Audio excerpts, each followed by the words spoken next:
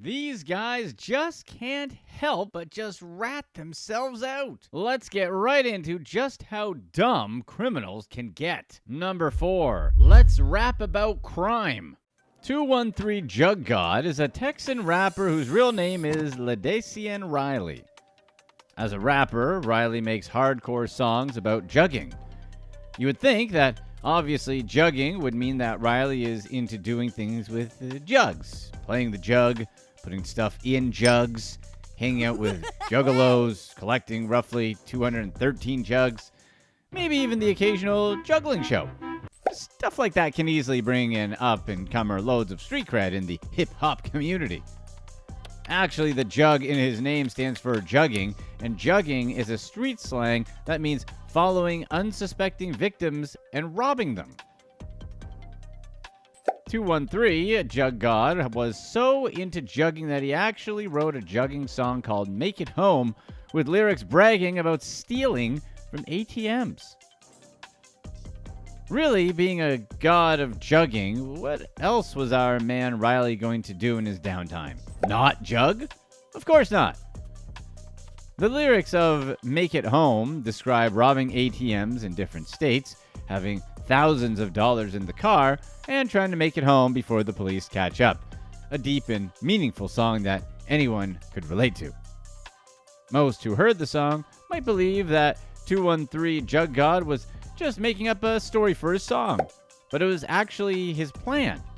The only difference was 213 Jugg God didn't make it home.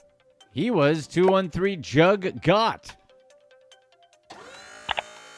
213 Jugg God wasn't alone in his robbing escapades. He had 3 other juggers with him. His jug gang of 4, which included a juggette, jugged an ATM technician at the Bank of America.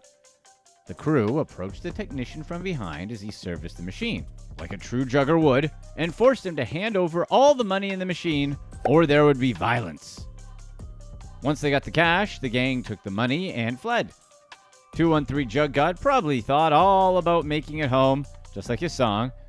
However, things didn't quite pan out like that for our ragtag crew of jugging misfits. One of their getaway vehicles had been rented through Hertz, which allowed police to easily track their vehicle.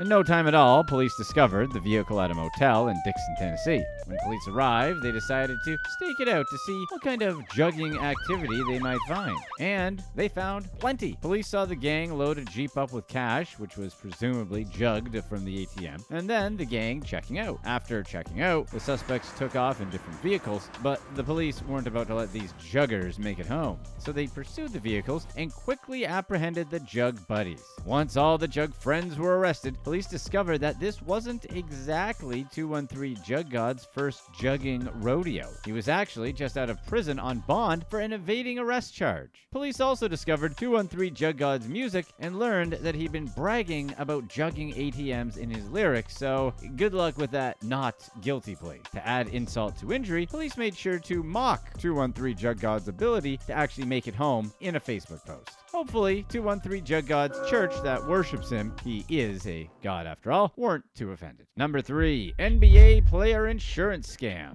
Former NBA player Terrence Williams was a first-round NBA pick out of Louisville who spent 6 seasons in the NBA with the Brooklyn Nets, Houston Rockets, Sacramento Kings, and Boston Celtics. Despite making a decent amount of money in the NBA, Williams wanted more. What he got was an indictment for leading a group of around 18 people to defraud the NBA through phony medical and dental insurance claims. Williams had recruited doctors in California and Washington, sent them false insurance claims, and got paid thousands of dollars in what turned out to be as embarrassing as his jump shot. Williams recruited other NBA players by offering to provide them with false invoices that supported their own fraudulent claims. Williams got these invoices from the doctors he'd recruited and then had the players submit the fake claims to the NBA insurance plan. He also recruited non-medical professionals to copy the invoices made by medical offices. The FBI investigator said that these invoices were usually poorly done. They often had typos, had no letterhead, and often contained misspelled names. Despite the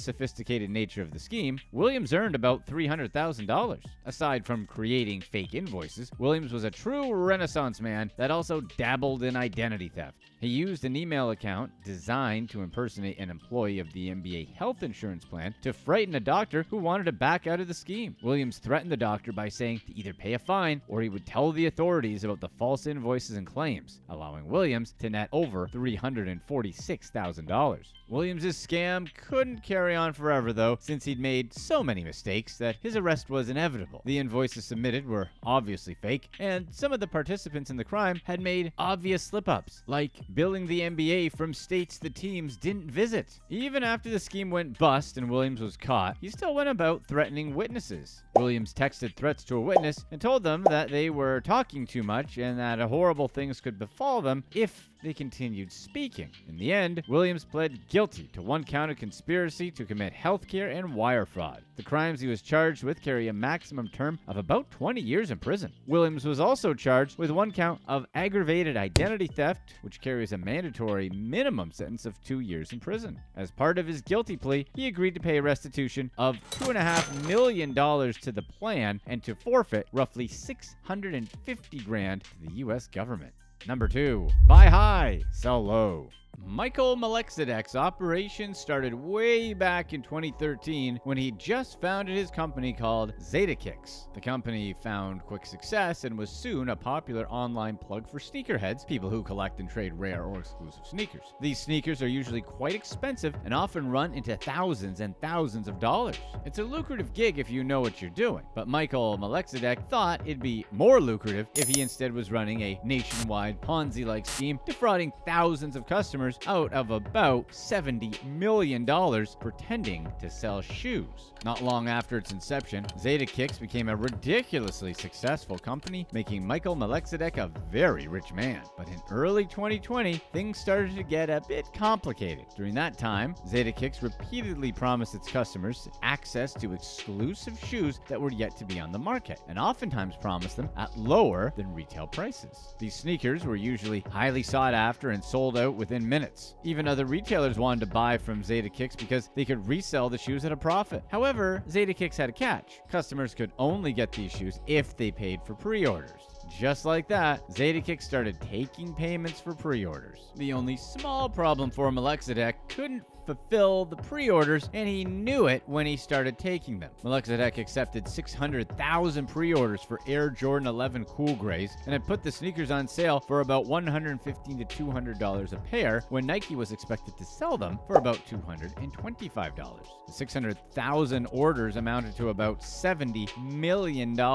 These were incredible sales, but the problem was Melchizedek had only 6,000 pairs in his storehouse, leaving a $593,000 deficit. The responsible thing at this point would be to refund his customers, but Michael had never been accused of being responsible and did no such thing. Instead, he offered his customers a combination of gift cards and refunds, allowing him to keep a huge chunk of the pre-order payments. Still, many orders were left without refunds, and even orders that were fulfilled only got to their destinations a year or so later. Aside from owing shoes to customers that didn't get refunded, the gift cards Melchizedek offered them were simply not equivalent to payments they made. So, Michael Melchizedek did what any person would do after they fleeced millions of dollars. He decided to move on with his life. Melchizedek used the money he got from his illegal scheme to purchase luxury items and live a wealthy lifestyle. He posted videos of himself riding around on a $29,000 Louis Vuitton bicycle inside his Oregon mansion and showed off an extremely expensive collection of Ferraris and Gerard Perrault watches. He also bought a Bentley, Porsche,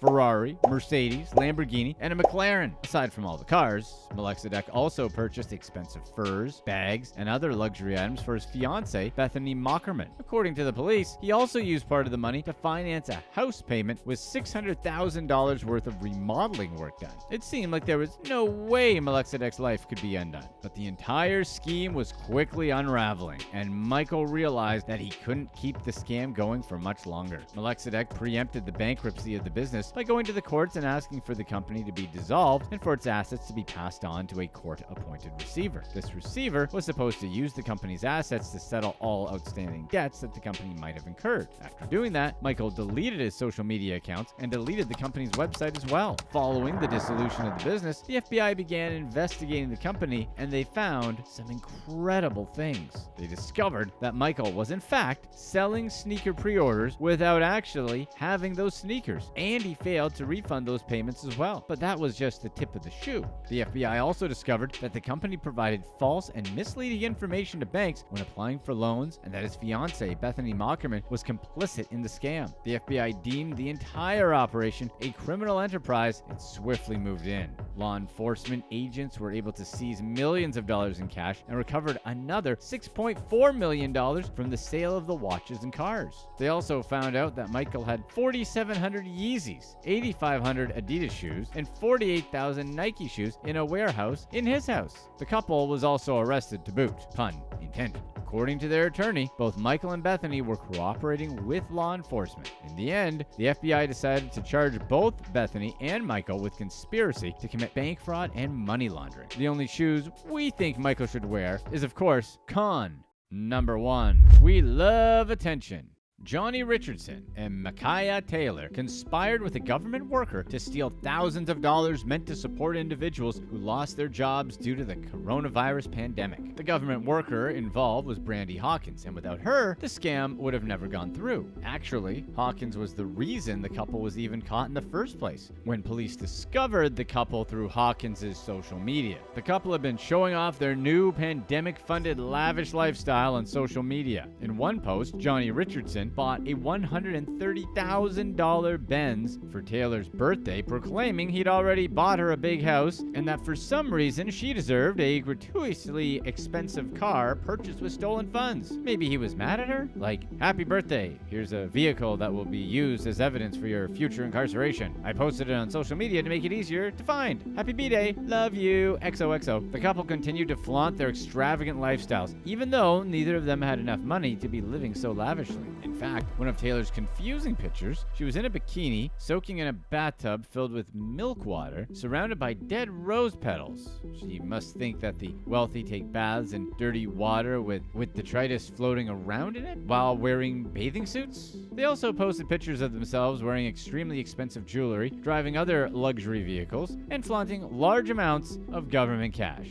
Police discovered Taylor and Richardson's social media brags when Hawkins was investigated for using her insider access to grant hundreds of thousands in fraudulent and unemployment claims. When the police discovered Hawkins' scam, they searched her home and discovered over $238,000 in cash, as well as receipts for Louis Vuitton merchandise and other high-end luxury items. Once police got access to Hawkins' phone records, they found incriminating conversations between her and other thieves. One of the phone numbers that Hawkins regularly texted was linked to one MDMH beauty bar. Officials looked at the page and discovered that it belonged to Taylor. Once the police found Taylor's Instagram page and saw how lavishly she and her boyfriend lived, they knew that something was up and decided to investigate. Upon further investigation, they discovered that Taylor, Richardson, and Hawkins regularly spoke about getting these fraudulent unemployment benefits and that they were all in cahoots. There was a lot of cahooting between the three. After going through Taylor and Richardson's Instagram accounts, the police decided that there was enough cause to arrest the couple. However, Richardson got word before he could be arrested and skedaddled out of town.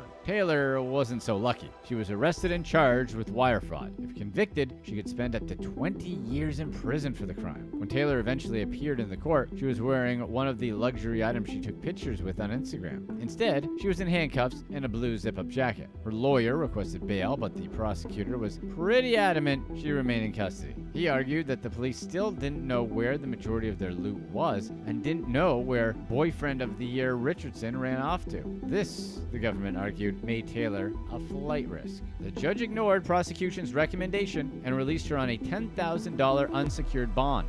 Ultimately, Richardson was caught and made to face justice as well. The couple both pled guilty to conspiracy to commit wire fraud and conspiracy to commit money laundering. Richardson was eventually sentenced to 97 months in prison, and Taylor was sentenced to 30 months in prison. Let us know in the comments section below which shoe you think is the most iconic shoe ever made.